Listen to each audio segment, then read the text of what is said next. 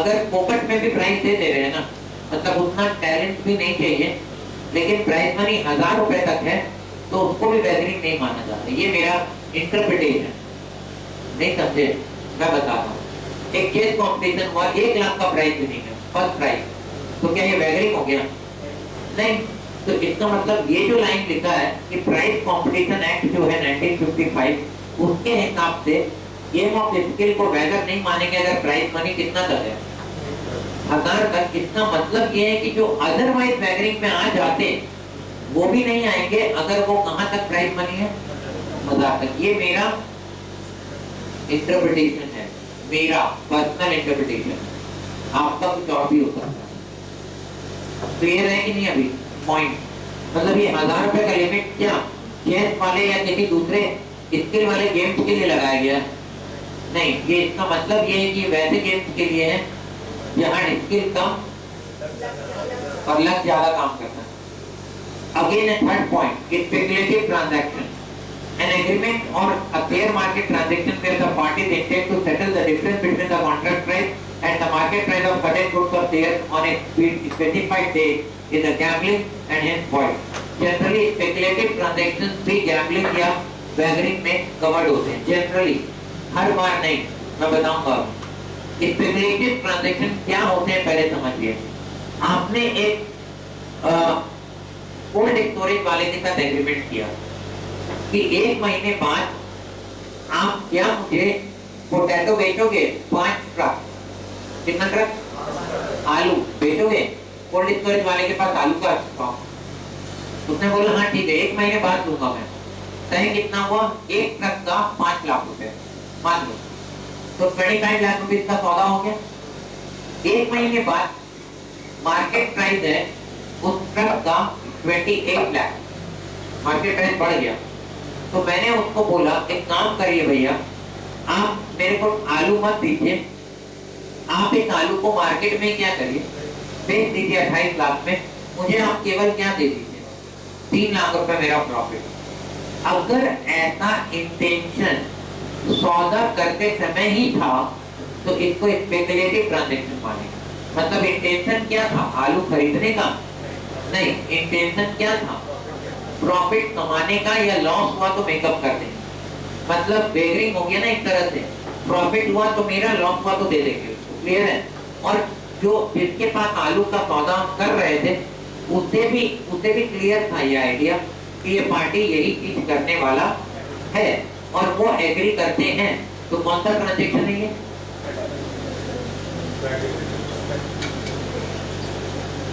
इसको हम speculative transaction मानेंगे, लेकिन साथ साथ ये वैगरिंग भी है, क्योंकि प्राइस बढ़ेगा या घटेगा या हमारे कंट्रोल में है, या आज हमें पता है नहीं। तो वैसे सिचुएशन में उसको भी फायदा हो सकता था और मुझे भी, मतलब जिसका जो ओनर है उसको भी फायदा हो सकता था या मुझे भी, तो ये वैगरिंग है। लेकिन रुकना, अब दूसरी तरफ एग्जाम्पल को बदलते हैं। मैं एक किसान हूँ और मेरे पास आलू की सप्लाई आने वाली है अगले 1-1.5-2 महीने के अंदर। मतलब आलू का फसल कटेगा और मैं वो बेचूंगा मार्केट में, मुझे पता है। पर मेरे अंदर ये डर है कि फ्यूचर में कहीं मार्केट प्राइस गिर गया तो मुझे लॉस ना हो जाए। समझ गया? मेरे पास बैकअप में आलू है कि नहीं? हाँ, अब मैं क्या करता हूँ, एक सौदा करता हूँ किसी पार्टी के साथ कि 2 महीने बाद मैं तुम्हें आलू दूंगा 5 लाख रुपए ट्रक में, 5 ट्रक यानी 25 लाख रुपए। जिस समय सौदा किया, क्या मेरा इंटेंशन केवल प्राइस डिफरेंस को सेटल करना था? नहीं, मुझे पता है कि वो व्यापारी मेरा माल खरीदेगा नहीं, वो तो सौदा को सेटल ही करेगा। लेकिन मैं अपने आप को रिस्क से बचाने के लिए एग्रीमेंट कर रहा हूँ या मैं स्पेकुलेशन कर रहा हूँ? बताओ। स्पेकुलेट करना मतलब रिस्क लेना, कि बढ़ेगा तो फायदा, कम हो गया तो नुकसान। एक तो ये हो गया स्पेकुलेशन, और दूसरा हो गया कि मेरे पास जो माल है ना उसका प्राइस गिर जाने की वजह से मुझे लॉस नहीं होना चाहिए। इसको बोलते हैं हेजिंग। क्या बोलते हैं? अपने आप को हेज करना, बचाना, रिस्क से बचाना। क्लियर है? तो अगर कोई स्पेकुलेटिव ट्रांजैक्शन किया जा रहा है लेकिन उसके पीछे इंटेंशन स्पेकुलेशन नहीं है, क्या है, हेजिंग है, तो उसको वैगरिंग एग्रीमेंट नहीं माना जाएगा। मैं आपको बहुत डीप बात बता रहा हूँ, तो यहाँ भी नहीं लिखा, अंदर की बात समझो। अभी अगर इंटेंशन क्लियर है, क्या इंटेंशन है, प्राइस डिफरेंस को सेटल करना, तो वो वैगरिंग है। अगर इंटेंशन है रिस्क से बचाना, तो क्या कहलाएगा, हेजिंग। और हेजिंग को कभी भी वैगरिंग नहीं कहा जा सकता है। शेयर मार्केट में ऐसा होता है, तो जब भी कोई मार्केट होता है ना, उसमें 2-3 तरह के लोग एक्टिव रहते हैं। पहला, जेन्युइन बायर जो कंजम्पशन करता है, मतलब उसको वो माल चाहिए कंज्यूम करने के लिए। मैं एग्जांपल दूंगा, आपके पास अपना रहने का घर नहीं है, आप अपना फ्लैट ढूंढ रहे हैं जमशेदपुर में, आप बहुत सीरियसली सर्च कर रहे हो अलग अलग एरिया में, आप पता लगा रहे हो जो आपके बजट में फिट हो जाए। तो यहाँ पर आप जो फ्लैट खरीदोगे, क्या चीज के लिए खरीद रहे हैं, तो रहने के लिए, अपने लिए, तो यहाँ पर आप जेन्युइन बायर हो गए, ठीक है। दूसरा होता है इन्वेस्टर, जो मार्केट में घूमता है, उसको फ्लैट में रहना नहीं है, वो ये देखता है कि मैं पैसे डाल दूं और फिर 2-4 साल के बाद जब प्राइस बहुत बढ़ेगा फिर मैं इसको बेच दूंगा, उसको हम कहते हैं इन्वेस्टर। क्या कहते हैं, वो भी वैगरिंग नहीं कर रहा है, इन्वेस्टर इन्वेस्ट कर रहा है और बदले में प्रॉफिट कमा रहा है, तो ये वैगरिंग नहीं हुआ।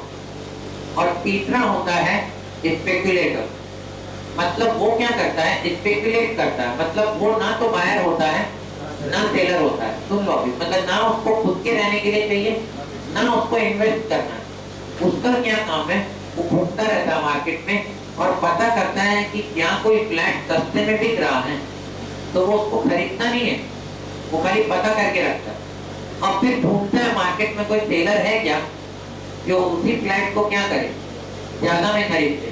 जब वो श्योर कट हो जाता है कि ऐसा कोई सेलर मिल जाएगा, तो वो फ्लैट को खरीद करके तुरंत क्या करता है, बेच देता है। यानी उसका इंटरेस्ट उस फ्लैट में एकदम नहीं था, उसका इंटरेस्ट खाली प्राइस के डिफरेंस को एंजॉय करने का था। समझ में आ रहा है, इसको क्या बोलते हैं, स्पेकुलेटर।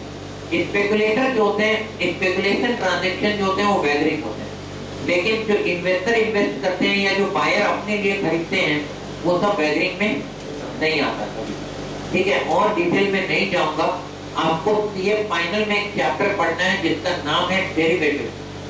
नॉलेज मुझे बहुत है, अभी मैं पूरा एक एग्जांपल दे सकता हूँ डेरिवेटिव पर, लेकिन पूरा टाइम खत्म हो जाएगा, लॉ पढ़ना है अभी हम।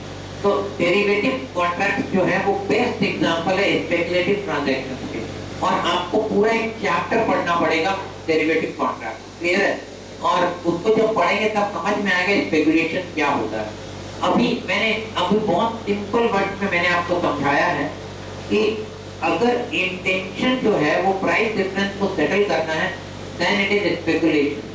और अगर इंटेंशन अपने आप को हेज करना है, it is not a speculation और वैगरिंग, क्लियर है। एक लाइन लिख लो वहां पर स्पेकुलेटिव ट्रांजैक्शन में लास्ट में, if the intention of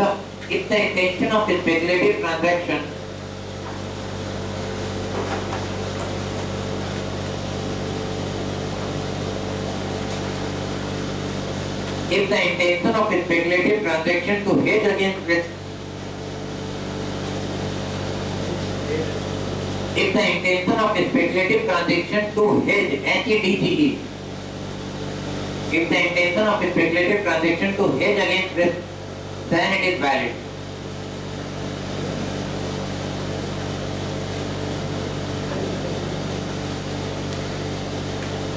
Then it is valid. हो गया। पॉइंट नंबर 4 देखो, हॉर्स ट्रांजैक्शन, वैगरिंग का चौथा example.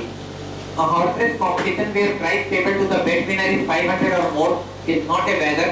It is a statutory exception. सुनो ध्यान से, बोल रहे हैं कि horse race competition, horse race में हॉर्स दौड़ते हैं और उसमें कोई एक हॉर्स जीतेगा और कम से कम 8-9 हारेंगे, क्लियर है। अगर मैं प्रैक्टिकली कहूँ तो ये वैगरिंग है, क्योंकि इसमें ना लक का बहुत बड़ा रोल होता है कि कौन जीतेगा। जैसे आप पैसे लगा रहे, इसमें रेस कोर्स होता है ना, रेस कोर्स बैंगलोर में भी है और भी जगह, बॉम्बे में है। आप जाइए, पैसे लगाइए, अगर आप जीतेंगे तो कितना गुना ज्यादा पैसा मिलेगा और हार गए तो गया। आपका घोड़ा जीतेगा तो आपको पैसा मिलेगा बहुत ज्यादा, ठीक है ना। ये है तो वैगरिंग, लेकिन ये स्ट्रेटेजी एक्सेप्शन है कि इसको वैगरिंग नहीं मानते हैं। स्ट्रेटेजी एक्सेप्शन का मतलब ही हुआ कि अलाउड है, ये लीगल है। तो सेक्शन 30 ऑफ कॉन्ट्रैक्ट एक्ट में ये लिखा है, तो लिख लो आगे। स्ट्रेटेजी एक्सेप्शन में एग्जाम में मत लिखना, आपके नॉलेज के लिए लिखा रहा हूँ। स्ट्रेटेजी एक्सेप्शन में although it is a wagering transaction, statutory exception means although it is a wagering transaction but will not be deemed as wagering transaction. Although it is a wagering transaction but will not be deemed as wagering transaction, मतलब उसको माना नहीं जाएगा वैगरिंग, समझ गए। Although it is a wagering transaction but will not be deemed as wagering transaction. Example A and B लिखा हुआ आगे देखो। A and B enter into an agreement in which A promise to pay 2 lakh provided Chetak और win the race और race competition. रुको सुनो, ए और B ने आपस में वैगरिंग किया, मतलब ट्रांजैक्शन किया कि अगर इस रेस में चेतक जीतेगा तो मैं तुम्हें 2 लाख दूंगा, नहीं जीतेगा तो तुम मुझे 2 लाख देना। ये वैगरिंग ट्रांजैक्शन है या नहीं? ये है। गवर्नमेंट ने आपको नहीं लाइसेंस दिया ये करने के लिए, ये लाइसेंस किसको दिया है? रेस कोर्ट को। वो वैगरिंग नहीं है, आप करोगे तो क्या है? वैगरिंग। तो समझ गए ना मामला क्या है आगे। तो this is a wagering transaction. However section 30 is not applicable in an agreement to contribute toward place, price or sum of money of the value of 5 lakh or above to be awarded to the winner of a horse race.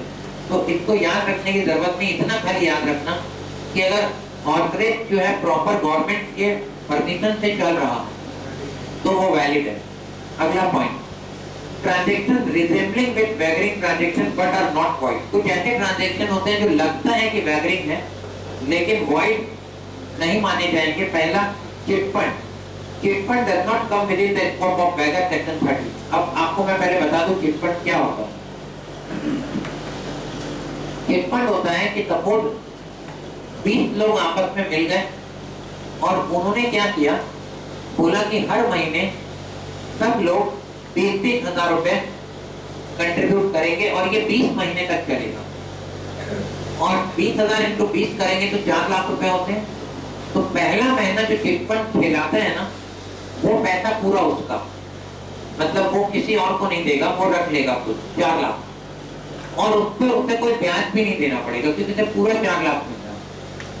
लेकिन उसके बाद वाले महीने से lottery निकलेगा और lottery में जिसका नाम आएगा उससे वो पैसा दे दिया जाएगा पूरा का पूरा। कैसे मिलेगा? तुम अगले महीने फिर सब कोई कितना कितना कंट्रीब्यूट करेंगे, 20-20 हजार नहीं, 20-20 हजार नहीं। अब क्या होगा, बिडिंग होगा। जैसे 20-20 हजार का टोटल अमाउंट कितना होता है, 4 लाख। तो कोई बोलेगा कि मैं डिस्काउंट देने को तैयार हूँ, मैं 3,95,000 में उठा लूंगा पैसे। तो 5,000 क्या हुआ, डिस्काउंट हुआ। वो डिस्काउंट सब में बटेगा। किसमें बटेगा? सब में। अब दूसरा बंदा है जिसको ज्यादा जरूरत है पैसे की, वो बोलेगा मैं 10,000 छोड़ने को तैयार। तो 390 हुआ। मान लो और कोई अभी तैयार नहीं हो रहा, तो 390 वाले को हम पैसा दे देंगे। कैसे देंगे? सबसे बिग देंगे। जिसने खिलाया था वो भी 20,000 मिलाएगा और 20,000 नहीं तो 10,000 छोड़ा ना, 3,90,000 डिवाइड बाई 20% सब लोग मिलाकर उसको दे देंगे। तो इसका मतलब सामने वाले को इंटरेस्ट का नुकसान होगा कितने का, 10,000 का। लेकिन सोचना उसके बदले में उसको पैसे कब मिल गए, दूसरा ही महीना मिल गया। मतलब फर्स्ट मंथ छोड़ के सेकेंड मंथ में उसको पैसा मिल गया। और अब उसको पैसा कब तक लौटाना है, अगले 18 महीने और देना तो हर महीने है ना। कितना, 20,000 माइनस डिस्काउंट। लेकिन उसको मिला कब, सेकेंड मंथ में, तो उसका ब्याज भर रहा हो एक तरह से। तो जिसको पैसे की ज्यादा नीड है वो ब्याज भरेगा और जिसको नीड नहीं है वो ब्याज कमाएगा। बोलो, ये चिट फंड है, किसी को चिट फंड बोलो। अगर ये चिट फंड प्राइवेट लोग करेंगे, मतलब प्राइवेट लोग जैसे यहाँ बैठे हुए स्टूडेंट करें, या कोई भी बिजनेसमैन करेंगे, ये लीगल नहीं। लेकिन अगर आप एक प्रॉपर चिटफंड कंपनी बना करके ये काम करेंगे तो क्या माना जाएगा? लीगल माना जाएगा। तो लिखा है chit fund does not come within the scope of whether in case of chit fund a certain number of persons decide to contribute a fixed sum for a specified period and the end of the month the amount to contributed is paid to the lucky winner of the lucky draw। तो यहाँ पर generally lucky winner को नहीं मिलता, यहाँ पर जो ज्यादा ऑफर करता है डिस्काउंट उसे मिलता है। एक होता है चिटफंड और एक होता है किटी पार्टी। ये तो बहुत पॉपुलर है और ज्यादातर लेडीज लोग ऐसा करती हैं। वो चिटफंड के जैसा होता है बट चिटफंड नहीं होता। बता रहा हूँ क्या डिफरेंस क्या है। किटी पार्टी में क्या होता है, सब लोग बोलते हैं कि हम लोग 5-5 हजार की किटी पार्टी करेंगे, 10 लोग मिले तो 10 महीने का पीरियड तय किया। अब उसमें सिंपल है, लॉटरी से नाम निकलेगा, जिसका नाम निकलेगा उसे वो पूरे पैसे मिल जाएंगे, लेकिन उसे पार्टी देनी पड़ेगी। वहां पर इंटरेस्ट कमाना इंटेंशन नहीं होता है, वहां पर उनका इंटेंशन होता है फन, और उसके साथ जिसका नाम निकला उसे वो पूरे पैसे एक साथ मिल जाएंगे। भरना पड़ेगा 10 महीने। क्लियर है? यहाँ कोई भी इंटरेस्ट या डिस्काउंट इन्वॉल्व नहीं है, सब 5-5 हजार मिलाएंगे, जिसका नाम निकला पार्टी उसके नाम, मतलब वो पार्टी देगा। फिर अगले महीने फिर लॉटरी निकालेंगे, जिसका नाम निकलेगा उसको पैसा मिलेगा और बाकी लोग पैसा देंगे। ये कब तक चलता रहेगा? 10 महीने तक, और 10 महीने में सबको पैसा मिल जाएगा और सारे लोग की पार्टी दे देंगे। तो ये चिटफंड नहीं हुआ, ये किटी पार्टी हुई। क्लियर है? बोलो। चिटफंड अलग चीज हो गया। चिटफंड में लॉटरी की बजाय बोली लगाई जाती है। क्या लगाई जाती है? कि कौन ज्यादा इंटरेस्ट पेयर करेगा उसको हम पहले देंगे। कोई डाउट? आगे देखो, commercial transaction and share market transaction. In this transaction in which delivery of goods और share is intended to be given और taken does not amount to wager. Share market transaction को वैगरिंग ट्रांजैक्शन नहीं माना जाता। और तीसरा, games of skill and athletic competition, ये मैं पढ़ा चुका हूँ। Crossword puzzle, picture competition, athletic competition, where prizes are awarded on the basis of skill and intelligence of the game of skill and hence such competitions are valid. According to the Prize Competition Act 1955, ये फिर से दोबारा वही छाप दिया है। तो मैंने आपसे कहा था यहाँ पर मुझे डाउट है, ये 1000 रुपए पर, ठीक है ना। चौथा है contract of insurance. A contract of insurance is a type of contingent contract and is valid and under law, and these contracts are different from wagering agreement. सुनो, इंश्योरेंस कॉन्ट्रैक्ट में क्या होता है, आप इंश्योरेंस कंपनी को promise करते हैं कि आप जो 10 ईयर ऑफ पॉलिसी है, 20 साल 30 साल, आप हर साल एक सर्टेन अमाउंट पे करेंगे और बदले में इंश्योरेंस कंपनी आपके रिस्क को कवर करेगी। तो कुछ लोगों का कहना था कि ये भी तो वैगरिंग जैसा ही है, क्योंकि अनसर्टेन फ्यूचर है। क्या है? फ्यूचर अनसर्टेन है। अगर कुछ होगा तो आपको पैसा मिलेगा और नहीं होगा तो अभी नहीं मिलेगा। आपका मैच्योरिटी आएगा तो खाली मैच्योरिटी अमाउंट मिलेगा। ओके, एग्जाम का ये क्वेश्चन बनता है, फेमस क्वेश्चन है, what is the difference between wagering agreement and insurance contract. Insurance agreement दोनों में बोलो क्या डिफरेंस है, ऐसा क्वेश्चन बनता है। ये टॉपिक आज हम कंप्लीट कर लेंगे क्योंकि ये लास्ट टॉपिक है, खत्म हो रहा है ये चैप्टर पूरा। कौन सा? Unit number 3। तो अभी इसको कंप्लीट करके ही क्लास खत्म करेंगे। तो पहला देखो मीनिंग है contract of insurance. Difference, it is a contract to indemnify the loss. इसमें क्या होता है, लॉस को इंडेमनिफाई यानी कॉम्पनसेट करने का प्रॉमिस किया जाता है। कौन करता है? Insurance company. जबकि वैगरिंग एग्रीमेंट में क्या है, लॉस को इंडेमनिफाई नहीं किया जाता। नहीं, इसमें क्या होता है, एक पार्टी का लॉस दूसरे पार्टी का प्रॉफिट होता है। एक पार्टी का लॉस, एक पर्सन का लॉस दूसरे का विनिंग होता है। ऐसा नहीं कि मुझे कोई लॉस हुआ इसलिए आप दे रहे हैं, नहीं समझे। इंश्योरेंस में क्या होता है, मुझे नुकसान पहुंचता है इसलिए कंपनसेशन मिलता है। वैगरिंग में ऐसा नहीं होता। वैगरिंग में क्या मेरा नुकसान हुआ था इसलिए पैसा मिल रहा है? नहीं, मैंने बेटिंग किया था इसलिए मुझे पैसा मिल रहा है। दोनों में क्या है, फर्क है। So it is a promise to pay. Wagering देखो, it is a promise to pay money or money worth on the happening or non-happening of uncertain event. Consideration. Occurrence of insurance consideration contract is mutual. Premium and compulsion दोनों के बीच mutual होता है।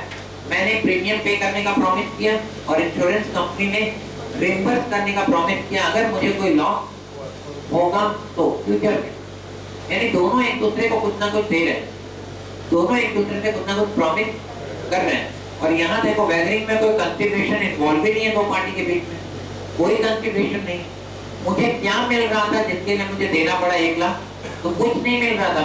मैं हार गया, मतलब match में मेरे अगेंस्ट डिसीजन आया, मतलब मैंने जो बेटिंग किया था उसके अगेंस्ट फैसला आया, तो मैं हार गया, इसलिए मुझे पैसे देने पड़ रहे हैं। यहाँ पर कोई कंसिडरेशन इन्वॉल्व नहीं है, this is just gambling for money. तीसरा, insurable interest. Insured party has insurable interest in the life और property got to be insured. बोल रहे हैं इंश्योर्ड पार्टी के पास इंश्योरेबल इंटरेस्ट होता है इन द लाइफ और property got to be insured. मतलब हम इंश्योर कराते हैं अपनी लाइफ को या अपनी प्रॉपर्टी को, यानी जिस चीज का इंश्योरेंस हम कराते हैं उसके लिए हमें इंश्योरेंस का कंपनसेशन मिलता है और हम प्रीमियम देते हैं। यानी बैकग्राउंड में कुछ ना कुछ होता है, या तो कोई प्रॉपर्टी होती है या कोई पर्सन होता है जिसका इंश्योरेंस होता है, बोलो। जबकि यहाँ पर बैकग्राउंड में कोई प्रॉपर्टी नहीं होती। There is no property in case of wagering agreement. There is betting on others' life and property. दूसरों की लाइफ और दूसरों की प्रॉपर्टी के बारे में हम बेटिंग कर सकते हैं। Contract of indemnity. Except life insurance, the contract of insurance indemnifies the insured person against loss. ये ऐसे समझ में नहीं आएगा, मैं बताता हूँ। देखो, एक होता है लाइफ इंश्योरेंस और एक होता है जनरल इंश्योरेंस। कभी भी आप देखोगे लाइफ इंश्योरेंस नहीं बोलते हैं, लाइफ का क्या बोलते हैं? इंश्योरेंस। और जनरल के केस में क्या बोलते हैं? इंश्योरेंस। कारण, मान लो आपने एक बिल्डिंग का इंश्योरेंस कराया और बिल्डिंग डिस्ट्रॉय हो गया, डैमेज हो गया, जैसे फायर से, तो वैसे केस में उसको रिस्टोर किया जा सकता है, दोबारा बनाया जा सकता है सेम टू सेम। जैसे एग्जांपल देखो, ताज, मुंबई का ताज, जिस पर अटैक हुआ था, अटैक होने के कुछ सालों के बाद वापस उसको क्या किया गया? रिस्टोर कर लिया गया। इंश्योर तो होगा ही वो ऑब्वियसली, लेकिन सोचो, मतलब जनरल इंश्योरेंस के केस में हम इंडेमनिफाई कर सकते हैं, लेकिन लाइफ इंश्योरेंस के केस में हम केवल एश्योरेंस दे सकते हैं। हम उस पर्सन को जिंदा कर सकते हैं क्या? मिस्टर ए के लाइफ इंश्योरेंस को लिया गया था, तो ए के मरने के बाद क्या हम ए को जिंदा करके देंगे? नहीं, हम केवल उसके मरने पर एश्योरेंस देंगे कि आपकी लाइफ हम डिस्टर्ब नहीं होने देंगे, इतने पैसे आप रखो। सामने वाले को क्या देते हैं? एश्योरेंस देते हैं। डिफरेंस समझ रहे हो? तो देखो क्या लिखा है, except life insurance, life insurance को छोड़कर the contract of insurance indemnify the insured person against loss. यानी इंश्योर्ड पर्सन को हम लॉस के अगेंस्ट क्या करते हैं? इंडेमनिफाई करते हैं, मतलब उसको जो लॉस हुआ उसके लिए इंडेमनिफाई करते हैं। जबकि यहाँ क्या है, लूजर हैज टू पे the fixed amount on the happening of uncertain event. इसमें क्या ना, ऐसा नहीं हुआ है कि एक पर उसको मुझे लॉस हुआ है उसके बदले में पैसा मिल रहा है, ऐसा नहीं हो रहा। इसमें तो बेटिंग हुई है और बेट जीतने की वजह से मुझे पैसे मिल रहे हैं। क्लियर है डिफरेंस? इनफोर्सिएबिलिटी, इंश्योरेंस का कॉन्ट्रैक्ट क्या होता है? वैलिड और इनफोर्सिएबल, जबकि वैगरिंग एग्रीमेंट क्या होता है? Void and unenforceable. Premium, calculation of premium is based on scientific and actuarial calculation of risk. Premium का कैलकुलेशन हवा में नहीं होता है, इंश्योरेंस कंपनी हवा में नहीं करती है। एक्चुअरी अपॉइंट होते हैं, एक्चुअरियल कैलकुलेशंस होते हैं, उसके बहुत लेंथी फॉर्मूलाज होते हैं जिसके बेसिस पर वो कैलकुलेशन करते हैं कि किसी नई पॉलिसी का प्रीमियम कितना रखा जाए। और वो प्रीमियम सीधे सीधे इस बात पर डिपेंड करता है कि क्लेम कितना बनने का चांसेस है। अच्छा सुनो, रिस्क मैं आपको समझा रहा हूँ, इंश्योरेंस क्या होता है, बहुत अच्छा पॉइंट है समझना। एक होता है, मतलब रिस्क को कैसे कम किया जा सकता है। रिस्क को कम करना दो रास्ते हैं, एक हेजिंग ऑफ रिस्क और दूसरा पूलिंग ऑफ रिस्क। समझना, बेसिक फंडामेंटल बता रहा हूँ। रिस्क को कम करने के दो रास्ते हैं, हेजिंग पूरी। सुनो हेजिंग क्या होता है? मेरा रिस्क जितना मेरे ऊपर रिस्क है, एज इट इज मैंने वो रिस्क तुम्हारे सिर पे डाल दिया, ये हेजिंग है। मतलब मेरा रिस्क किसका हो गया? तुम्हारा, मतलब इंश्योरेंस कंपनी का। मेरे गोडाउन में आग लगी, मुझे नुकसान हुआ 2 लाख का, मैंने इंश्योरेंस करा रखा था, तो मुझे 2 लाख कौन देगा? Insurance company. तो रिस्क को कम किया जा सकता है क्या करके? हेज करके, पहला। दूसरा, इंश्योरेंस कंपनी रिस्क को कैसे कम करेगी? वो तो रिस्क ले लिया, लेके बैठ जाए, मतलब बिजनेस ऐसे ही होता है। इंश्योरेंस कंपनी क्या किस्मत पे चलेगी? बोलो, इंश्योरेंस भी क्या है? बिजनेस है। तो क्या वो बिजनेस किस्मत पे चलेगा? नहीं। तो इंश्योरेंस कंपनी का रिस्क कम कैसे होगा? वो क्यों लेंगे आपका रिस्क? वो आपका रिस्क क्यों लेंगे? बोलो। तो सुनो, इंश्योरेंस कंपनी अपने रिस्क को कम कर लेती है, और वो कम कैसे करती है मैं बता रहा हूं। एक जैसे रिस्क को एक साथ इकट्ठा कर लेती, पूल कर लेती है। मतलब वो क्या करती है, पूरे इंडिया में 10 लाख लोगों का इंश्योरेंस करती है, सेम लाइफ इंश्योरेंस। वो क्या पूरे 10 लाख लोग एक साथ मर जाएंगे? नहीं। तो वैसे केस में एक साथ एक जैसे रिस्क को पूल करने की वजह से ओवरऑल रिस्क क्या हो जाता है? कम हो जाता है। उसमें से 10 लाख लोग प्रीमियम देंगे उसको, और हम बदले में क्लेम कितने लोगों को देंगे? कुछ लोगों को, जो अचानक से डेथ करेंगे, बाकी लोगों को नहीं। तो वो जो बचा हुआ प्रीमियम है, उसी प्रीमियम में से तो क्लेम देंगे ना, और बचा हुआ प्रीमियम इंश्योरेंस कंपनी का प्रॉफिट है। बोलो। तो इंश्योरेंस कंपनी के लिए वो रिस्क उतना नहीं रह जाता जितना आपके लिए वो होता है। आपके लिए वो बहुत बड़ा रिस्क है। आपके घर का अर्निंग मेंबर अचानक से डेथ कर जाए, पूरा फैमिली क्या हो जाएगा? डिस्टर्ब हो जाएगा। लेकिन आप उस रिस्क को इंश्योरेंस कराकर मिटिगेट कर सकते हैं, खत्म कर सकते हैं, हेज करके। और इंश्योरेंस कंपनी उसी रिस्क को कम करती है पूल करके। अब सुनना, जब वो प्रीमियम तय होगा, कैलकुलेशन होंगे, तो इंश्योरेंस कंपनी इस बात का ध्यान नहीं रखेगी कि टोटलिटी में कितना उन्हें क्लेम देना पड़ सकता है और कितना प्रीमियम मिल सकता है, चांसेस क्या है, और ये सब कैलकुलेशन ना पास रिजल्ट को देखकर होते हैं, और उसमें बहुत सारे फैक्टर्स का कंट्रीब्यूशन होता है। तो ये हम और आप अभी यहाँ कैलकुलेट कर नहीं पाएंगे, पर उसके पीछे साइंटिफिक रीजन होता है। बेटिंग के रिजल्ट के पीछे कोई रीजन होता है कि ये बेट 10 लाख का क्यों है, 1 लाख का क्यों है? बोलो तो, कोई लॉजिक होता है? ये डिफरेंस है किसमें? वैगरिंग में और इंश्योरेंस में। तो लिखा है, no such logical calculation are required in case of wagering agreement. Public welfare last, they are beneficial to the society। Insurance कराने से फायदा होता है। अचानक से एक्सीडेंट हुआ और 6 लाख रुपए हॉस्पिटल में लगे, मेडिक्लेम था, यानी मेडिकल इंश्योरेंस, तो वैसे केस में हमें पूरा क्लेम मिल गया। तब वो 30-40 हजार छोड़ के बाकी पैसा आ गया, तो बताओ आपका रिस्क क्या हो गया? बहुत कम।